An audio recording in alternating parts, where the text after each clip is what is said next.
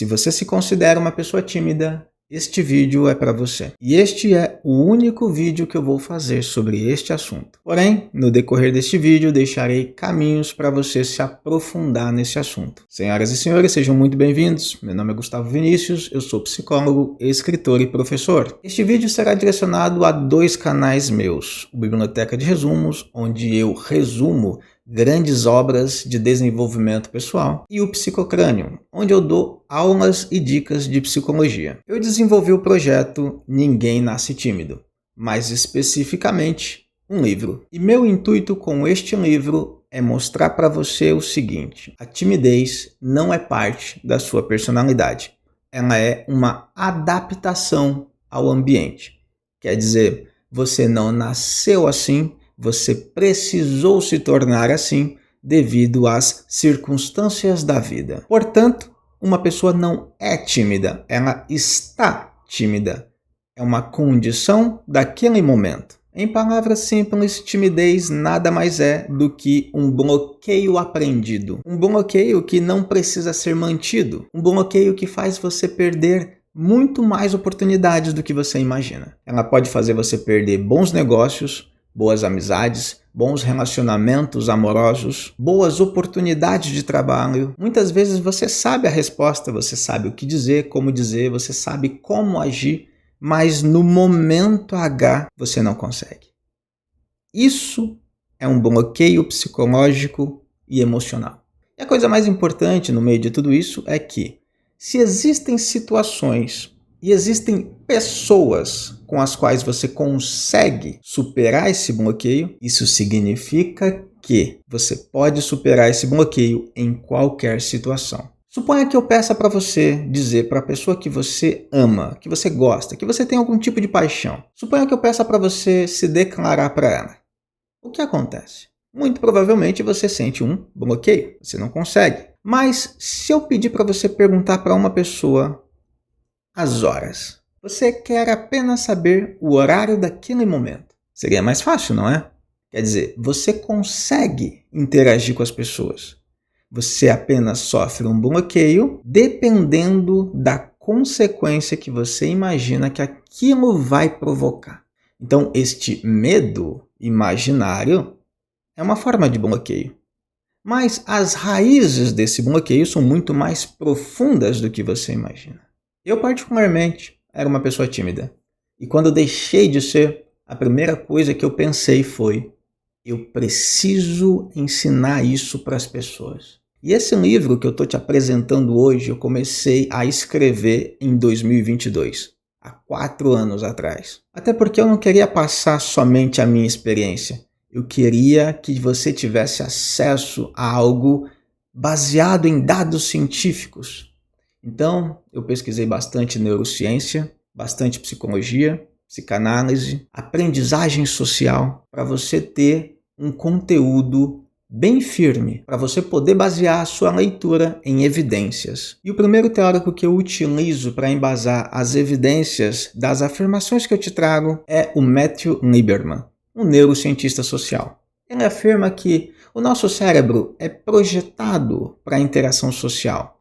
Quer dizer, somos feitos para interagir com as pessoas. Somos feitos para viver em sociedade. A dificuldade com a interação é uma dificuldade de um processo natural do seu cérebro. Você, naturalmente, é feito para interagir. Se você não consegue, tem algo fora do caminho natural. E ele afirma também que as nossas primeiras relações moldam a nossa maneira de pensar, de sentir e de agir no mundo. Quer dizer, ali na infância, nos seus primeiros contatos, qual é a forma que as pessoas têm interagido com você? Aquilo tende a se tornar um padrão. E esse padrão pode ser funcional ou não. Imagine um ambiente onde as pessoas só falam gritando. Pode ser que esta criança aprenda a falar gritando também. Ou pode ser que ela aprenda a se calar para os outros gritarem. De qualquer forma, ela se moldou ao ambiente, ela desenvolveu um padrão baseado nas primeiras relações que ela teve. Outro teórico que eu utilizo é o psicólogo Vygotsky. Ele diz o seguinte: a timidez não é inata, quer dizer, não nasceu com você. Ela depende de como aprendemos a nos relacionar por meio das interações sociais iniciais, seja com os adultos que a cercam, seja com outras crianças. Este psicólogo vai um pouco além.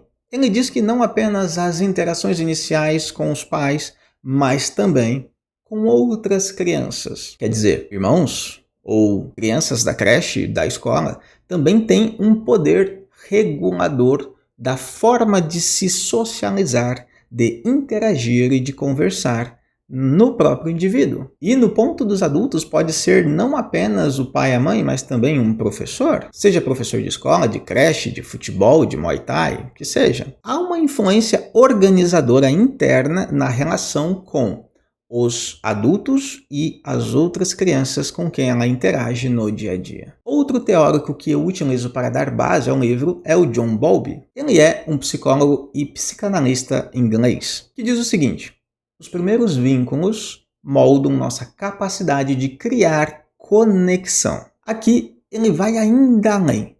Não só a sua maneira de interagir vai ser afetada, mas a sua maneira de se conectar emocionalmente às pessoas. E aí ele diz para analisar o seguinte: quando você era criança, nas suas primeiras interações com quem cuidou de você, você sentia rejeição ou aceitação? Você era recebida com críticas ou acolhimento? Ele diz que essas formas ficam gravadas na tua mente e faz com que você pense seriamente que as outras pessoas vão te receber da mesma forma. Suponha que você tenha crescido com muita crítica e rejeição. Ainda que as pessoas te aceitem, pode ser que você fique pensando que elas estão te rejeitando. Pode ser que você fique pensando que as pessoas estão rindo de você nas suas costas ou falando mal de você, porque é isso que você está acostumado a receber. Foi dessa forma que você aprendeu que as pessoas vão reagir a você. Pode ser então que, mesmo não sendo realidade, você comece a se sentir desconfortável exatamente como você se sentiu na sua infância. E aí, relações, interações e conexões emocionais vão se tornar sempre um peso. Na mesma proporção, o contrário acontece também. Se você viveu vínculos iniciais com seus cuidadores, seus pais geralmente,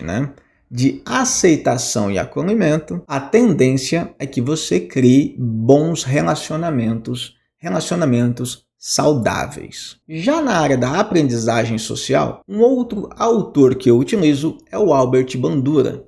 Ele diz que nós aprendemos observando e interagindo com figuras importantes para nós, internalizando seus padrões de relacionamentos. Quando nós somos crianças, há uma tendência em nós de acharmos que tudo que nossos pais fazem está certo, mesmo que eles não tenham a menor noção do que estão fazendo com a vida deles. E nós precisamos disso porque eles são figuras de autoridade, figuras de importância, figuras de direcionamento para nós. Então nós tendemos a observar e achar que o jeito deles agirem e reagirem é o correto. À medida que nós vamos crescendo, a gente aprende que não, que nós temos que adaptar algumas coisas. Isso é maturidade. Mas nós precisamos partir de algum ponto. E o ponto é este.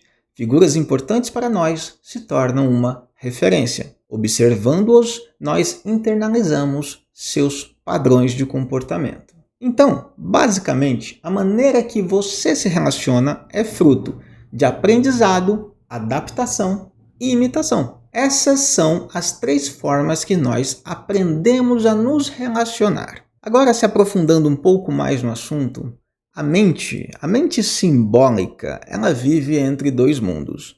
O mundo dos fatos, o mundo das coisas como realmente são, e o mundo dos significados, que é o mundo da forma como a mente interpreta as coisas, a forma como a mente interpreta os fatos. As 2 coisas não necessariamente são as mesmas. A forma como percebemos a realidade nem sempre corresponde à realidade. Dá uma olhada neste quadro que eu criei com a ajuda da inteligência artificial. Um rapaz está no seu trabalho e se despede de seus amigos. Um pouco distante deles, ele vê os 2 amigos conversando e rindo. Daí ele imagina: Será que estavam rindo de mim? Como eu sou patético?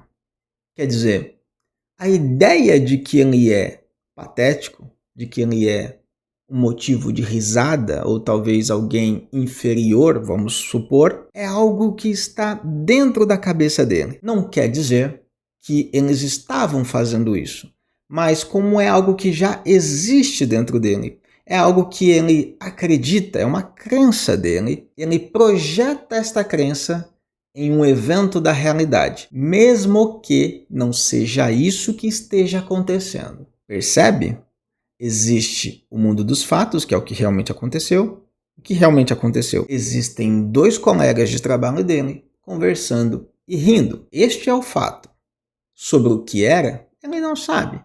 Porém, dentro do mundo dos significados, as crenças internas dele, pensa coisas ruins a seu próprio respeito.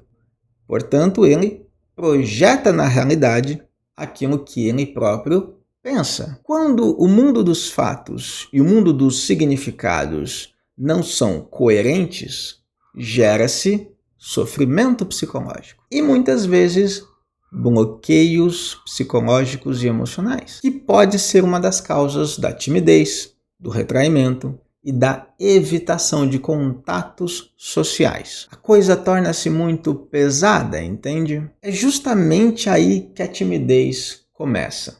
Na percepção, confundir fatos da realidade objetiva com os significados construídos internamente. Esses significados, essas crenças que distorcem a percepção da realidade, geralmente são construídos na infância e perpetuados e reforçados no decorrer da vida. Uma coisa importante sobre crenças e significados internalizados é que nós sempre tentamos comprová-los na distorção da realidade. Nós sempre tentamos comprovar que o que nós pensamos sobre nós mesmos são fatos, são verdades. E não é. São percepções distorcidas a respeito de nós mesmos que acaba distorcendo a percepção sobre as outras pessoas e sobre o mundo. E se isso acontece, fica muito difícil você simplesmente interagir com as pessoas. Tem muita coisa na frente que precisa ser tratada,